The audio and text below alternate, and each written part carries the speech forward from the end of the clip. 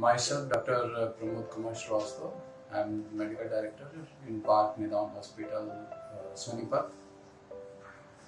Today, I'm going to discuss about the National Atrial Fibrillation Awareness, their symptoms and the prevention, how to prevent this atrial fibrillation.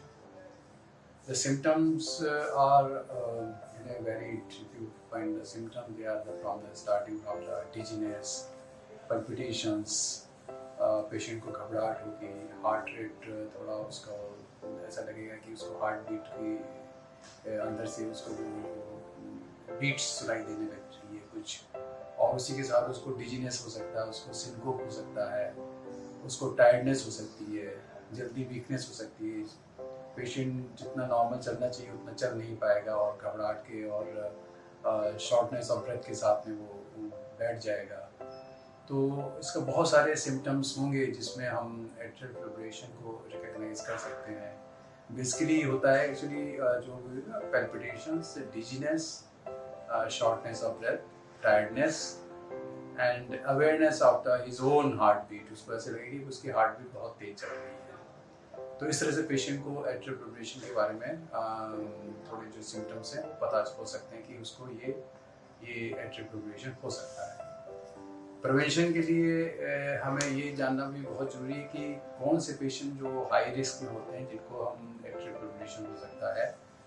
जितने patient होंगे, जितने hypertension के patient होंगे, जिनको blood pressure की शिकायत है, वो पेशेंट जिनको हार्ट अटैक हो चुका है या हार्ट अटैक हुआ है, या पेशेंट जिनको कार्डियक मसल्स की प्रॉब्लम हो, कार्डियोमायोपैथी वगैरह हो, वो पेशेंट हो सकते हैं इसमें।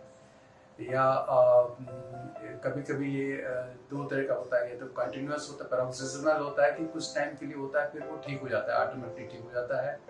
और कुछ में ऐसा होता है कि ये कंटिन्यूस होता है, एक बार जब स्टार्ट हुआ तो वो चलता ही रहता है, विदाउट ट्रीटमेंट में उसमें कोई भी रिस्पॉन्स नहीं आता है। तो ऐसे पेशेंट को प्रिवेंशन के लिए यही है कि हमें सबसे पहले इस टाइप के जितने हाई रिस्क पेशेंट हैं उनको पहचानना पड़ेगा। उनके लिए हम लोग यूजली ईसीजी करते हैं, ईसीजी के, या फिर पेशेंट को हम कभी कभी हॉल्टर मॉनिटर भी लगाते हैं, जिस हॉल्टर मॉनिटर के द्वारा भी हम उसको पता कर देते हैं कि इसको पेशेंट को एट्रियल फिब्रिलेशन है। तो ये कुछ ऐसे जो तरीके हैं जिससे हम पता कर सकते हैं और उसको प्रिवेंट कर सकते हैं। जितनी जल्दी हमें पता चलेगा और हम डॉक्टर के पास अप्रोच करेंगे और डॉक्टर्स उसमें ट्रीटमेंट करेंगे, क्योंकि इसकी दवाएं जो हैं एट्रियल फिब्रिलेशन के अंदर, क्योंकि जब हार्ट में एक फिब्रिलेशन की तरह फिब्रिलेट करने लगता है तो उसके अंदर खून का धक्का सा जमने का हार्ट के अंदर होता है, जो कि वो धक्का जो है वहाँ से हार्ट से निकल कर के ब्रेन में और कहीं भी ऑर्गन में जा सकता है और ब्रेन में भी जा सकता है, जिससे पैरालिसिस भी हो जाती है पेशेंट को।